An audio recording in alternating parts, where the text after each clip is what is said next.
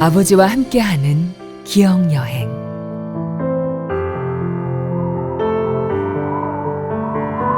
밤새 비가 내리더니 기온이 뚝 떨어져 바람이 매우 차갑습니다. 아침 식사를 마치신 아버지가 창밖을 내다보며 누군가를 애타게 기다리고 계십니다. 따르릉, 전화벨이 울립니다. 시계를 보니 8시 5분 전. 아버지 얼굴에 미소가 번지며 전화를 받기도 전에 현관으로 나가 신발을 신으십니다. 해피버스는 매일 아침 8시에 도착합니다. 오늘도 밝게 미소 지으며 요양보호사와 운전기사님이 아버지를 맞아주십니다. 안녕하세요, 어르신. 오늘도 또 일찍 나오셨나 봐요. 아유, 빨리 센터에 가고 싶은데 어떡해? 그렇게 좋으세요? 아이, 좋지. 자, 빨리 가세. 아버지, 그럼 잘 다녀오세요. 차가 멀리 사라질 때까지 손을 흔들다 절로 미소가 지어집니다. 아버지를 주야간 보호센터로 모시길 정말 잘했구나. 벚꽃, 꽃눈이 펄펄 휘날리던 작년 4월, 아버지께서 4년 동안 살았던 아들 집을 떠나 우리 집에 오셨습니다. 아버지는 10년 이상 치매로 고생하시던 어머니를 하늘나라로 보내고 오랫동안 외로워하셨습니다. 친구분들과 어울려 술을 드시는 날이 많아졌고 잠들지 못하는 밤이면 수면제를 드시고 주무셨습니다. 그러던 어느 날 우리 형제를 놀라게 한 대형 사건이 발생했습니다.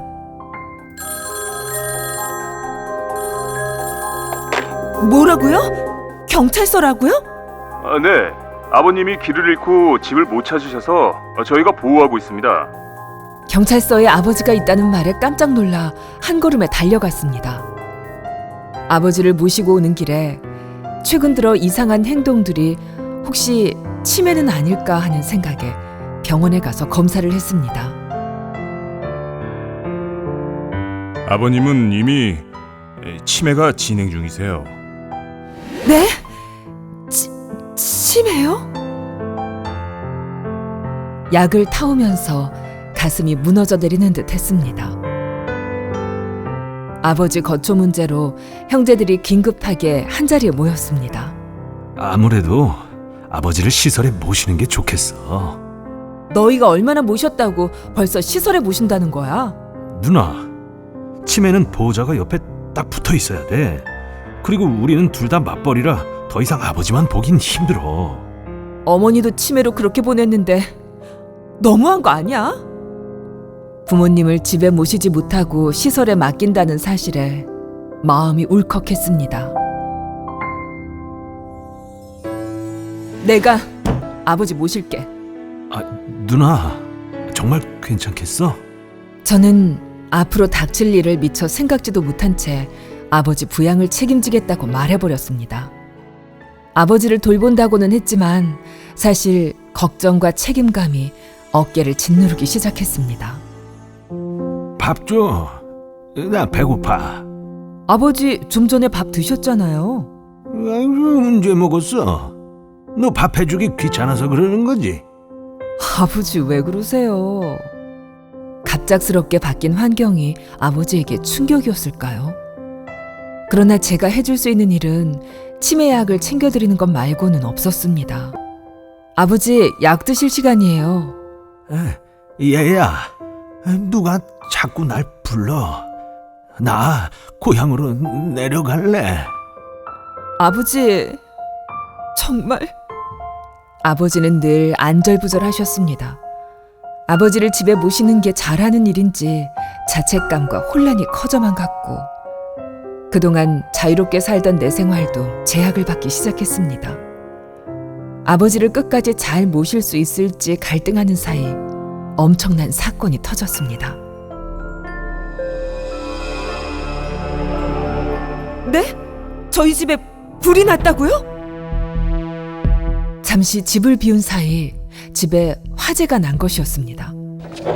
연락을 받은 순간 정말 눈앞이 캄캄해졌습니다. 서둘러 집에 도착했는데 아버지가 보이지 않았습니다. 아빠는? 커피물을 올려놓은 걸 입고 계시다가 주전자가 타면서 연기가 나니까 놀라서 밖으로 나가신 것 같아. 어떡해. 이 추운 날 밖에 나가서 동상이라도 걸리면 어떡해. 불이 나자 너무 놀란 아버지는 무조건 밖으로 나가신 것이었습니다.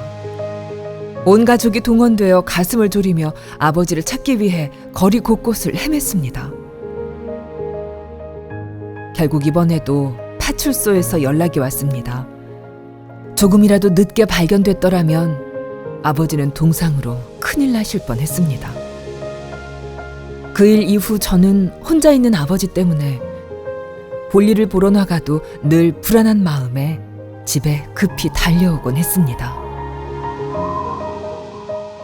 치매 환자는 가족들에게 부양 부담을 가중시켜 가족 모두를 힘들게 한다는 걸 점점 더 실감하게 됐습니다. 어떻게 해야 좋을지 모르고 있을 때 평소 TV에서 봤던 노인 장기요양보험 제도에 대해 인터넷 검색을 해보니 국민건강보험공단에서 치매 노인이 장기요양 등급 판정을 받으면 방문요양이나 주야간 보호를 이용할 수 있다는 걸 알게 됐습니다. 주야간 보호센터는 아버지 같은 분들이 다닐 수 있고 부양 부담을 줄일 수 있는 어르신들의 유치원 같은 곳인데 장기요양 보험 혜택을 받아 이용할 수 있다고 해서 저는 바로 국민건강보험공단에 장기요양 인정 신청을 했습니다. 3주 후 장기요양 등급 판정을 받고 아버지에게 적합한 주야간 보호센터에 등록했습니다. 하지만 처음부터 순조롭진 못했습니다. 여보세요? 나 집에 갈래. 데리러 와. 왜요, 아버지? 또 무슨 일 있으세요? 그냥 집에 가고 싶어. 지금은 안 돼요, 아버지. 아유, 언제 와? 빨리 데리러 와.